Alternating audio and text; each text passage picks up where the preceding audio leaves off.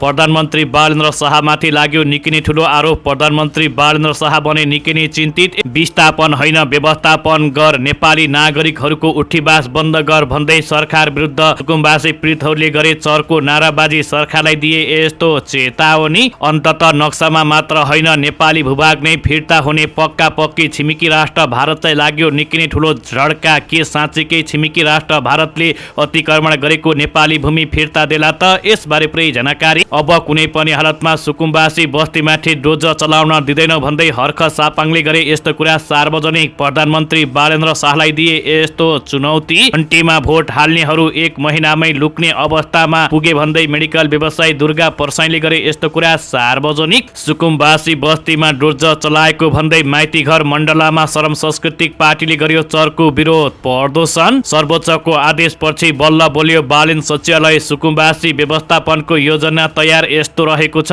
यसबारे पुरै जानकारी। रासोपाका सांसदलाई गणेश पराजुलीको सन्देश। जनताले नयाँ अनुहार मात्र होइन नयाँ सोच र कार्यशैली पनि खोजिरहेका छन्। यो सरकारले यसरी नै काम गरिरहेको छ भन्दै राष्ट्रिय स्वतन्त्र पार्टीका सांसदले गरे यस्तो कुरा सार्वजनिक। संघीयता खारेज नगरे राष्ट्रियता कुनै पनि हालतमा जोगिँदैन भन्दै आज चित्रबहादुर केसीले गरे यस्तो कुरा सार्वजनिक। गरिबको झुपडी भत्काउने राज्य संयन्त्र प्रयोग भयो भन्दै मेडिकल व्यवसायी दुर्गा परसाई। र भावुक हुँदै काबु प्रधान न्यायाधीश सपनाले भनिन् लडाईँ बाँकी नै रहेको छ, 2/3 डर नमान्नुहोस् भन्दै आज गरिन् यस्तो कुरा सार्वजनिक। अब हेर्नुहोस् पुरा समाचार।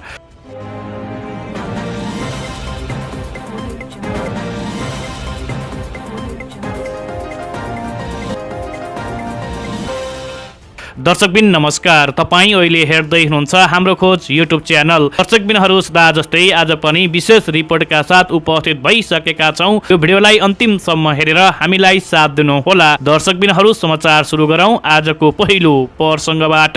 दर्शकबिनहरू अब नेपाली भूभाग नक्सामा मात्र होइन छिमेकी राष्ट्र भारतले अतिक्रमण गरेको सम्पूर्ण नेपाली भूभाग अब जमिन नै फिर्ता हुने पक्का पक्की भएको छ भने हालै नेपाल सरकारको कूटनीतिक हमलाले छिमेकी राष्ट्र भारतमा भने अहिले निकै नै ठूलो हंगामा मचिएको छ।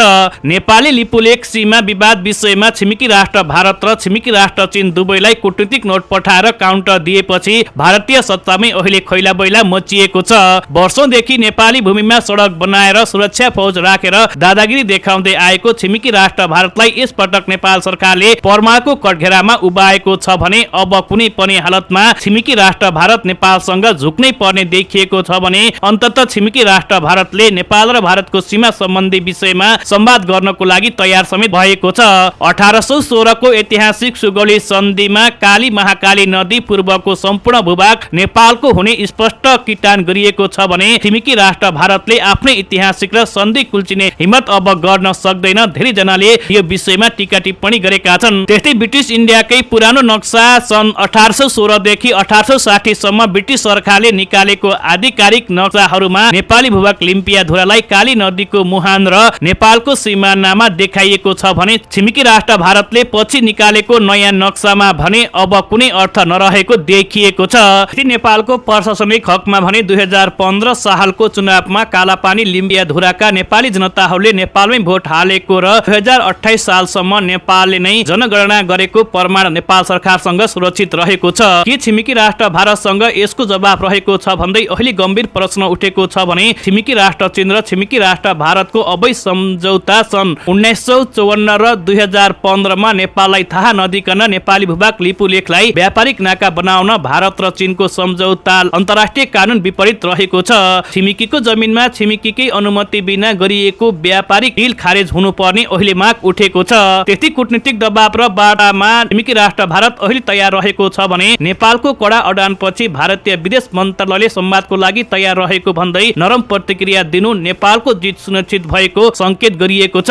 त्यस्तै नेपाली भूभाग लिपुलेख कालापानी र लिम्पियाधुरा केवल जमिनका टुक्रा होइनन्, यी प्रत्येक नेपालीको मुटुका टुक्रा समेत रहेका हुन् भने 2077 मा जारी गरिएको नेपालको चुच्चे नक्सा अब जमिनमै लागू हुनुपर्छ। सरकारको यो कदमलाई सारा नेपालीहरूले अहिले साथ समेत दिएका छन्। दर्शकबिनहरू अब कुनै पनि हालतमा सुकुम्बासी बस्तीमा डोज चलाउन दिने छैन भन्दै आज हर्क सापाङले यस्तो कुरा सार्वजनिक गर्दै सरकारलाई नै चुनौती दिएका छन्। हर्क सापाङले सुकुम्बासी बस्तीमा बस्तीमा घर भत्काएर नेपाली नागरिकहरूलाई बेघर बनाउने कार्य कुनै पनि हालतमा स्वीकार्य नहुने बताएका छन्। हेटौडा 11 को सिमलटार र थाना भन्ज्याङ बस्तीमा पुगेर हर्ख सापाङले राज्यले बल प्रयोग गरेर जनता तर्सित बनाउने काम गइरहेको छ, यो निरङ्कुश शैली भएको उनले आरोप पनि लगाएका छन्। त्यस्तै उनले संविधानले प्रत्येक नेपाली नागरिकहरूलाई बाँच्न र आवासको मौलिक अधिकार दिएको उल्लेख गर्दै सुकुम्बासीको मुद्दा संसद र सडक दुवैबाट उठाइरहने प्रतिबद्धता समेत उनले जनाएका छन्। घर बनाएर बसेका नेपाली नागरिकहरूमाथि एकाएक डोजर चलाउनु मानव अधिकार विरुद्धको कदम रहेको उनले बताएका छन् भने त्यस्तै उनले मेचीदेखि महाकालीसम्मका नेपाली नागरिकहरूलाई अधिकारको लागि एकजुट हुन आह्वान समेत गरेका छन्। पछिल्लो समय जिल्ला प्रशासन कार्यालय मकवानपुरले सरकारी तथा सार्वजनिक जग्गा अतिक्रमण हटाउने अभियान तीव्र बनाएपछि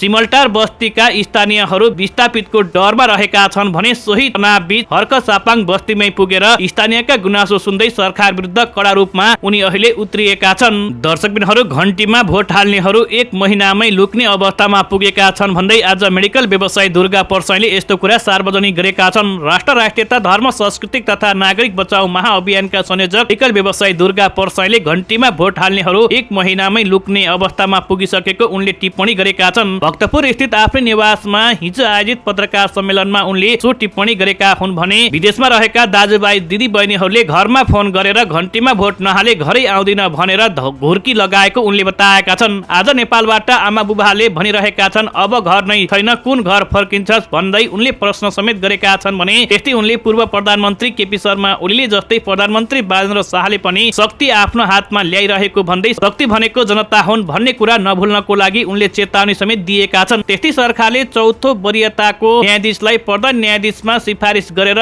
न्यायालयमाथि पनि हस्तक्षेप गरेको उनको आरोप समेत रहेको छ भने त्यस्तै सरकारले सुकुम्बासी बस्तीमा डोजर चलाएर निकै ठूलो गल्ती गरेको पनि मेडिकल व्यवसायी दुर्गा परसाईको भनाइ रहेको छ।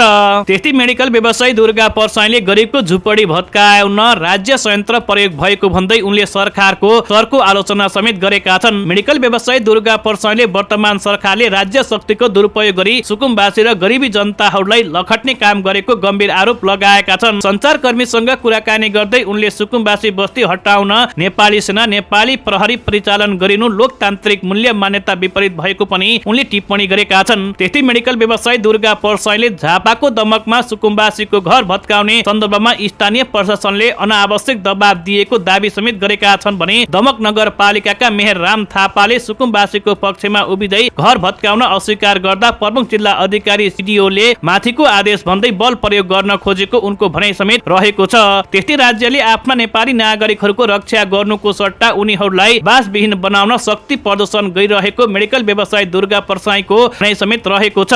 त्यस्तै राष्ट्रिय स्वतन्त्र पार्टी रासपाका सभापति रवि लामी छाने माथि पनि मेडिकल व्यवसायी दुर्गा परसाईले विभिन्न किसिमका आरोप लगाएका छन् भने रासपाको नेतृत्व नै ठगीमा संलग्न रहेको दावी गर्दै उनले लन्डनको पीआर प्राप्त व्यक्तिलाई महाधिवक्तामा नियुक्ति गरेर सरकारले कानुनी नैतिकता गुमाएको आरोप पनि लगाएका छन्। त्यस्तै उनले यसको विरुद्ध आफू जस्तो सुकै कानुनी झमेला झेल्न पनि तयार रहेको पनि उनले जानकारी गराएका छन् भने सरकारले जनहितकारी काममा अध्यादेश ल्याउनुको साटो सत्ता स्वार्थमा केन्द्रित भएको मेडिकल व्यवसायी दुर्गा परसाईको भनाइ रहेको छ। त्यस्तै उनले भने अध्यादेश ल्याउने नै भए काला पानीमा सेना पठाएर सीमा सुरक्षा बल नेपाल प्रहरी तथा निजामती कर्मचारीहरूको सेवा सुविधा वृद्धि गरेर ल्याउनु पर्ने थियो, तर यहाँ गरिबहरूको झुपडी भत्काउन राज्य संयन्त्र प्रयोग गरियो उनले बताएका छन्। त्यस्तै मेडिकल व्यवसायी दुर्गा परसाईले नेपाली सेनाको गरिमा घटाउने गरी सुकुम्बासी बस्तीमा फौज परिचालन गरिएकोमा उनले गम्भीर आपत्ति जनाएका छन् भने पृथ्वीनारायण शाहको नेतृत्वमा मुलुक एकीकरण गरिएको बोकेको सेनालाई धोबी खोलाका किनारका सुकुम्बासी लखट्न लगाउनु राष्ट्रिय लज्जास्पदको विषय भएको उनले बताएका छन्। दर्शकबिनहरू, संघीयता खारेज नगरे राष्ट्रियता जोगिँदैन भन्दै आज चित्रबहादुर केसीले यस्तो कुरा सार्वजनिक गरेका छन्। राष्ट्रिय जनमोर्चाका अध्यक्ष चित्रबहादुर केसीले संघीयता खारेज गर्दै राष्ट्रियताको रक्षा गर्न संविधान संशोधन अपरिहार्य रहेको उनले बताएका छन्। काठमाडौँमा आयोजित संविधान संशोधनको सन्दर्भमा गणतन्त्र र राष्ट्रियता विषय अन्तर्क्रिया कार्यक्रममा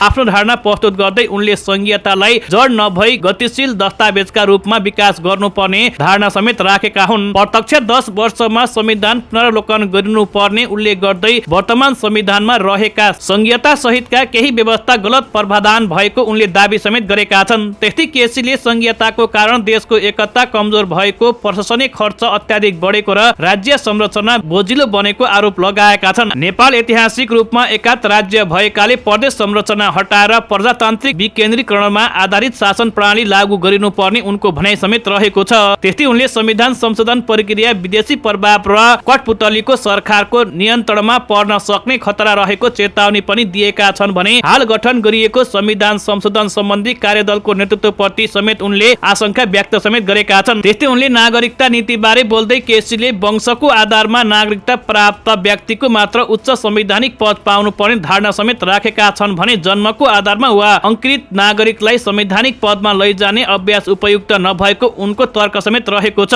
त्यसैले प्रत्यक्ष निर्वाचित कार्यकारी प्रमुखको व्यवस्था देशलाई तानाशाही तर्फ लैजान सक्ने भन्दै उनले वर्तमान संसदीय प्रणाली नै उपयुक्त रहेको जिकिर समेत गरेका छन्। राजतन्त्र पुनर्स्थापना र धार्मिक अतिवादका प्रयासहरू पनि उनले देशका लागि खतरा भएको टिप्पणी समेत गरेका छन्। राजनीतिक प्रतिस्पर्धा विशेष गरी चीन अमेरिका तनावका बीच नेपालमा विदेशी हस्तक्षेप बढ्न सक्ने उल्लेख गर्दै चित्रबहादुर केसीले राष्ट्रियताको प्रश्नलाई केन्द्रमा राखेर मात्र संविधान संशोधन गरिनु पर्नेमा जोड समेत दिएका छन्। दर्शकबिनहरू अन्ततः सर्वोच्चको आदेशपछि बल्ल बलियो बालेन शाह नेतृत्वको सचिवालय सुकुम्बासी व्यवस्थापनको योजना समेत अहिले तयार भएको छ भने अहिले यो विषय निकै चर्चित बनेको छ। सर्वोच्च अदालतले व्यवस्थापन बिना सुकुम्बासी बस्ती नहटाउन अन्तरिम आदेश दिएपछि प्रधानमन्त्री बालेन शाहको सचिवालयले सुकुम्बासी बस्ती व्यवस्थापनबारे आफ्नो धारणा सार्वजनिक गरेको छ। सर्वोच्च अदालतले सरकारलाई तत्काल सुकुम्बासी बस्ती हटाउने कार्य रोक्न निर्देशन दिएपछि प्रधानमन्त्री सचिवालयले सामाजिक सञ्जाल मार्फत दीर्घकालीन पुनर्स्थापना र सामाजिक सुरक्षा सहितको योजना अघि सारिएको जनाएको छ। प्रधानमन्त्री बालेन्द्र शाहकी प्रेस तथा अनुसन्धान विज्ञ दीपा दाहालले आफ्नो फेसबुक मार्फत सरकारको शासकीय सुधार सम्बन्धी 100 कार्यसूची अन्तर्गत बुधा नम्बर 91 अनुसार यो अभियान सञ्चालन गरिएको बताएकी छिन्। उनले प्रधानमन्त्री बालेन्द्र शाहले यस विषयमा सार्वजनिक रूपमा स्पष्ट पारिसकेको उल्लेख गर्दै सुकुम्बासीहरूको डिजिटल लागत सङ्कलन पुनर्स्थापना तथा सामाजिक सुरक्षा योजना सहित काम भइरहेको जानकारी समेत दिएकी हुन्। त्यस्तै उनका अनुसार सरकारले काठमाडौँ उपत्यका भूमिहीन सुकुम्बासी तथा अव्यवस्थित बसोबासीको एकीकरण डिजिटल अभिलेख तयार गर्नेछ।